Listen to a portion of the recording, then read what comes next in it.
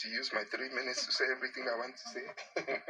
I wish to start with support groups, because in mental health issues, there are two ways you are going to solve it, either by coping or by exposure. How are you going to cope? You need to talk with people who care, not people who will make fun of you. How do you meet people who care? When you go out there and you express your problems, you notice that you are not alone. That's already psychological healing. Because you might be saying that, why am I going through all this in life? Why me? Why is it that my own suffering is so different that I'm almost taking my life? And then when you join support groups, there's somebody that can tilt your mind to be looking at the positive side of life. Because in a mental health depression situation, your mind is tilted towards negativity. You no longer see your blessings. It's as simple as when you wake up from bed in the morning, when you see somebody posting on social media on their status, I'm up and I'm grateful. That's a very important post in life. It means that getting up from bed, being alive is already something you're thankful for, because there are people who are dead. Being able to move is something you're thankful for, because there are people who are not able to move around like you. So we should be thankful for the basic, simple things like being able to breathe, being able to live, and that is where the support starts from. Secondly, I want to talk about training in school. I want counseling to be a subject on its own, with focus on mental health. Let us teach our children how to bear the shocks of life, even when they are from what we consider maybe rich families without facing trouble. We know how the pressure that comes from parents when children are about to write official exams. We know that many of them commit suicide because they're thinking about what their parents will tell them. And then in mental health, when you start loving yourself, you need to stop caring about what people think or what people say. And that is why I'll link it with the social media. The social media is a world of evil, the good, the bad, and the evil. But especially the social media is a place that if you are under tension and you go to, you may likely make what will provoke you to do the worst thing that you have ever done in your life. So I want people to train themselves to go to the social media to do sifting. You are not going to the social media as your source of knowledge. You are not going to the social media as your source of action in life. You are going to the social media as somebody who is informed. I prefer that rather than go to the social media, you should talk with somebody who will rationalize some of the decisions you want to take, because in terrible situations, you are emotional. Talk with someone who is still rational. Your husband is about to leave you. You are going to be exposed to a divorce and you still continue living because it is not the end of life. Are you afraid of polygamy? Somebody should tell you that allow your husband to bring in a second or a third wife and you notice that life will not end. You will still be alive and your children will still be alive. Now we're talking of extreme cases of survival. I'm not saying that we should encourage things that we cannot bear. What I'm saying is that rather than take away your life, tell your husband to bring a second, third wife, and you even ignore them and save yourself. We're talking about the strategy to survive. You're about to die. What do you do?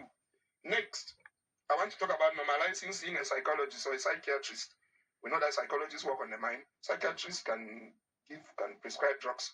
But we know that when we are asked to go to see these people, we think we are afraid that people think that we are mad. The Hospital Jamon is just nearby. If I tell somebody that I'm going to Hospital Jamon, somebody will say, Maxwell has become mad. We knew it. He was always behaving that way. People will even start rationalizing things that you have never done to prove that you're a mad person. Let us normalize visiting a psychologist. They have been trained to handle these issues. Your mindset has been so negative that you need someone to tilt it towards the positive, and then you understand that you have been ignoring some of their blessings and only focusing on the negative. Next, I want to talk about married women. When your husband used to come back home earlier, you people used to play around, and he no longer comes back home early. He thinks that the house is now a place of war. Why is his home no longer a place of peace to him? Our married women should also ask themselves questions. The husband is out there struggling. We know how life is difficult in Cameroon. He's probably an IDP. He's struggling to make ends meet. When he comes to his house, the house has to be a place of peace. Let him not come to the house and make you nagging and make a place of war, because he is going to leave you. And that's when polygamy becomes very important, or even having another woman outside becomes important. Because, yes, the reality is when your wife gives you a headache, you will now go and meet the one who gives you soft life. At least you are able to calm down from the troubles you are going through. Let our married women know that the home should be a place of peace for the husband. If your husband now stays outside longer than usual, make your home a peaceful place.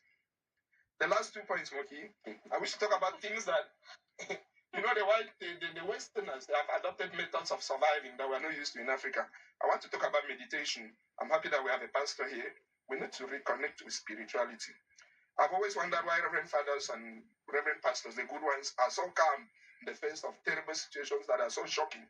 You notice someone who is very calm even when he's being insulted. Some husbands are very calm when their wives are. It's not every husband that reacts the way we may present it here. There are some husbands that have learned to be calm. It is about meditation. When you hear that Reverend fathers have gone somewhere to do meditation, we call it Lamsoke Sasa.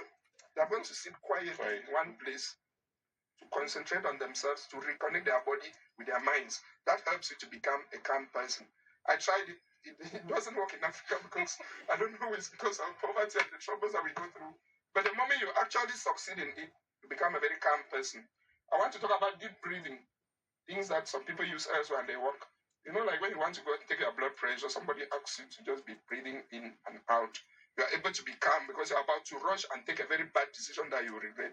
If we normalize doing some of these things, which look strange in Africa, and which our psychiatrists, our psychologists, and our counselors should give training to our children, so that when they find themselves in difficult situations, they learn to calm themselves down. Because a calm man is a very important personality in our society. Thank you very much. Thanks very much. You took 4 minutes.